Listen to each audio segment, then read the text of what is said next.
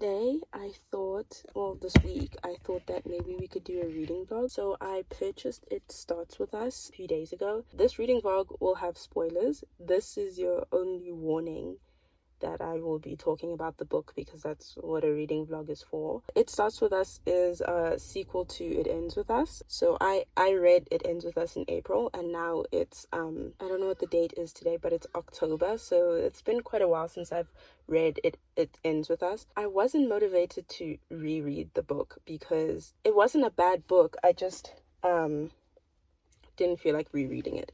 So I'm gonna be reading It Starts With Us. It's Tuesday today. I should have filmed this yesterday, but I did not have the motivation to film. It starts with Atlas's point of view, and they've had a break-in, and now I'm on chapter 2, which is Lily's point of view, and they've like bumped into each other, so she's deciding on whether to text him or not. I don't know how I feel right now about the book. I think I read It Ends With Us in a rushed way, so I don't really feel it.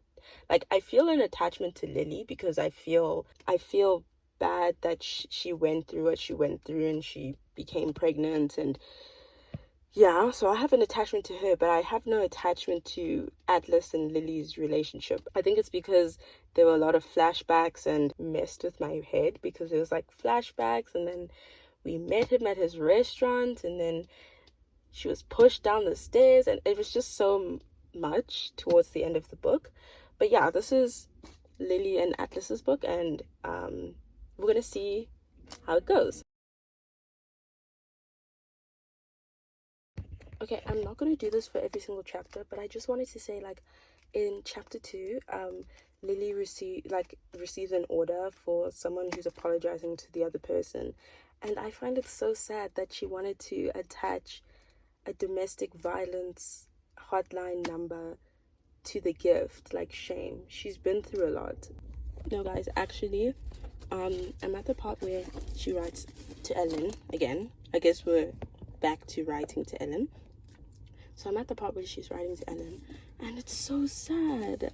Like, she's explaining, like, the fact that she gave birth and then decided, okay, you know, enough's enough. And good for her, because she's keeping this child safe. Like, I don't trust Rao. I don't trust people who are like that. I don't. Let me read you a quote. That I have to use a ticket, like a ticket that I didn't pay for, and I said that I paid for, and it's not working, and they just open it. I have to use a ticket, okay? So she's busy talking about how Rao probably wants to get back together with her, and he thinks that if he stays on his best behavior, they'll get back together, right? And then she says, but life isn't going to happen this way, Ellen. I'm ultimately going to move on, and if I'm being honest, I hope I end up moving on in Atlas's direction. That's cute. I liked that. And then it says, it's too soon to know if that's a possibility, but I know for a fact I'll never move back in Rao's direction, no matter how much time passes. And good for her, because if she moves into Rao's direction, like, the safety of the child, and like, what if he drops the child on purpose? Like, all I can picture him is dropping Emerson down the stairs, the same way he pushed Lily down the stairs. Like, Raoul is not safe. Raoul is just public enemy. I don't vibe with him. Like, the thing of, like, how she feels about Raoul, right? And she says, not that Raoul deserves the concern I'm currently feeling over this situation, but he has the potential to make my dating life a living hell. What makes you think that Atlas won't make your life a living hell? But that's my, out of all people, like, I get it. I get that in the first book, she was writing to Ellen. That was like the whole thing. But now whenever I see, like, Dear Ellen, I think about the things that Ellen has done in real life. And I'm like thinking, like, obviously this book is taking place now, like, in 2022. So shouldn't Lily be aware of what Ellen's done? But then again, Colleen Hoover has her own controversy. So I've made it back home, and I stopped reading in the car because, like, stuff was happening and I wanted to say stuff about it, but I was parked in front of my sister's appointment, and I didn't want the people there to, like, well, I'm acting like there's an audience in front of me, but I didn't want the person to see me filming, because That would be awkward. Okay, so far, what I read is about... I just lost the page, but it's fine. I haven't gotten far. I think I'm like on page 23 or something. So basically what's been happening is that Lily has been going back and forth on whether or not she wants to be with Atlas and setting boundaries with Ryle. And there was already red flags in those first few chapters. Like, was it chapter 4 or something? I think it was yeah, there were red flags from Ryle, and it reminded me of why I hated him. He's talking about how Ryle probably wants to get back together with her, and like, you know, he thinks that all of the good behavior will make up for his disaster. And then she goes on to say, knowing Ryle. So basically what happened was they were eating dinner, right, at her house, and he wiped something off of her cheek, and then she flinched because obviously she doesn't want him touching her. And then she was talking about the fact that she flinched, and she said, knowing Ryle, he probably thinks I flinched because I felt a spark. Lily was expecting a text from Atlas when she should text Atlas, but you know what, it's fine. And she like grabbed her phone quickly so that Ryle didn't see the text. And then he started suspecting if she's seeing someone, and she was wanting to set boundaries with Ryle, right? And then she said, can I have my key back, because he has her apartment key and she doesn't feel comfortable with the fact that he has her apartment key. And then so she's asking him, like, as one does, and then he goes and escalates it. Like, he's basically implying that Lily doesn't want him to see Emerson. And then she replies and says, no, I just want my key back because I value my privacy, which is a good point because, you know, setting boundaries and stuff. And he's just not getting it. He's not getting it. And he's like, no, that means that if I'm giving back the key, that means that Emerson's allowed to sleep at my place. And then she's like, no, Emerson's not allowed to sleep at your place. And he's like, why? And then she straight up says, and then she says, the only time where she can sleep at your house is if she can talk. And then he says, why? Like, why does it take so much time? And mic drops and she says, so she can tell me if something happens. I was so shocked. But as she should say, because I don't trust him. He's dangerous. Afterwards, we go to an Atlas chapter, and someone has vandalized his restaurant again. Now this guy is like sleeping there, vandalizing, sleeping again, and then leaving in the morning before they come. And then afterwards, like after he checks the security cameras and sees that this guy is just, you know, being weird, he gets a phone call from a lady, and the lady turns out to be his mom. Basically, he just ended the call with his mom because he wasn't entertaining what she had to say. But shame, like, he's made so much progress with his life, and it's like he's going back, and he's like feeling those feelings he had when he was with his mother.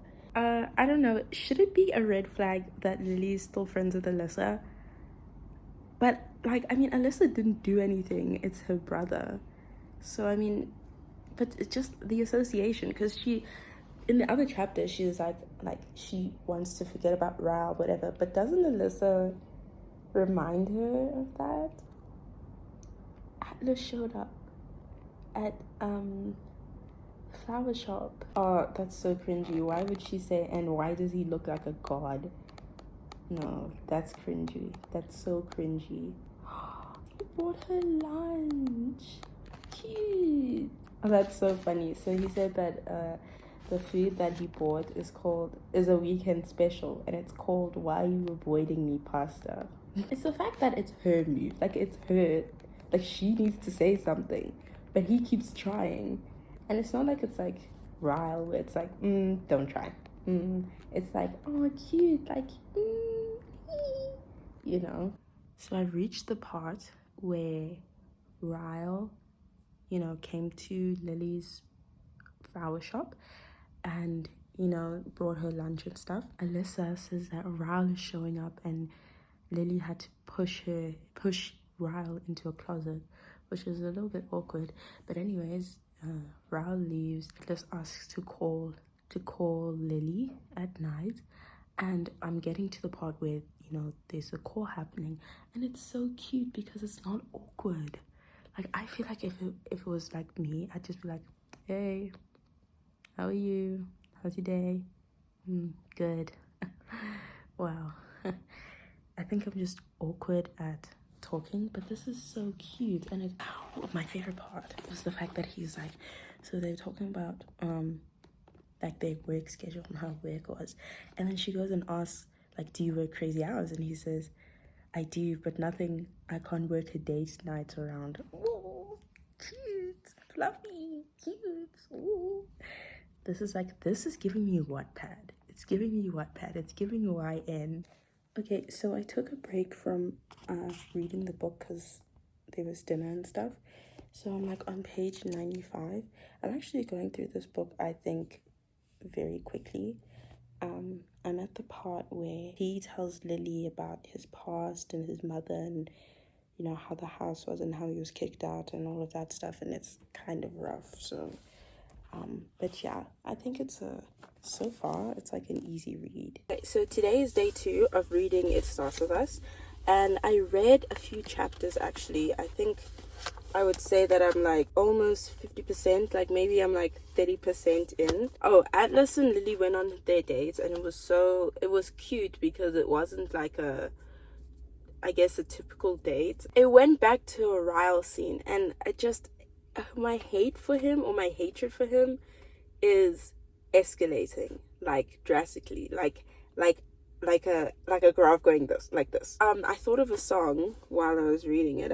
I thought about Happier Than Ever by Billie Eilish, because every time she's around Ryle, there's some issue.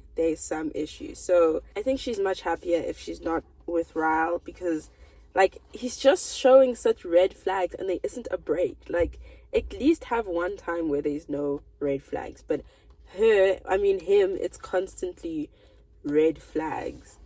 So if I were to make a playlist, the first song that would be on that playlist is Happier Than Ever by Billie Eilish, because Ryle has a brother, and I actually am not surprised. Like, when I read that, it wasn't a shock to me, and I don't know why.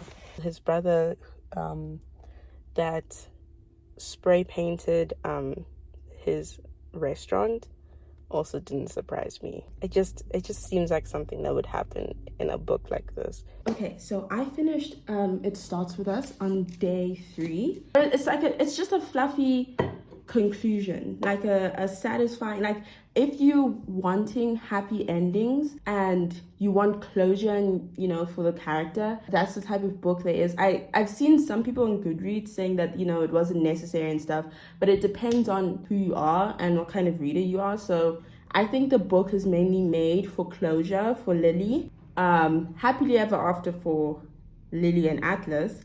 And what I love about their happily ever after is that it's like a blended family type situation. It's not conventional. Obviously, there's that cliche ending of the fact that they get married at the end. But I think if you're really into romance, it's a very good ending, because it's like, Lily's finally getting the wedding of her dreams. There is some reflection on marriage and how, some people view it. One of the sub themes of the series, of the duology, is that marriage is meant to fail, whatever. And in the end, Atlas was busy doing his vows, and he speaks about the fact that marriage is a concept that people think will fail, but for him, he feels like him and Lily will just be able to go through the ups and downs of marriage. And he did say that at least he knows that right now in this present moment that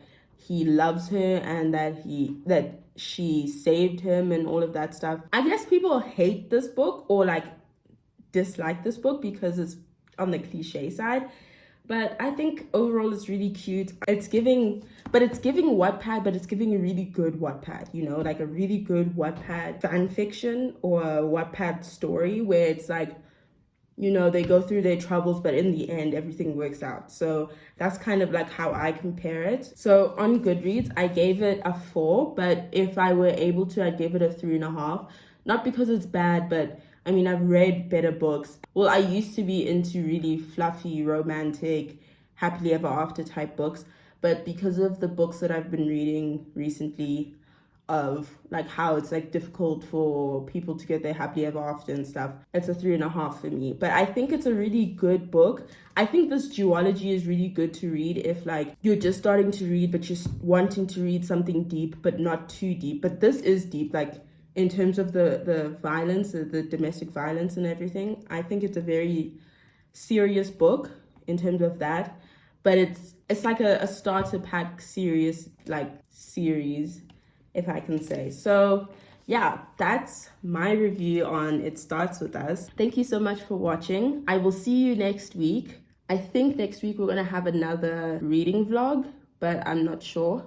I hope you have a fantastic week ahead of you and be safe, okay? Bye.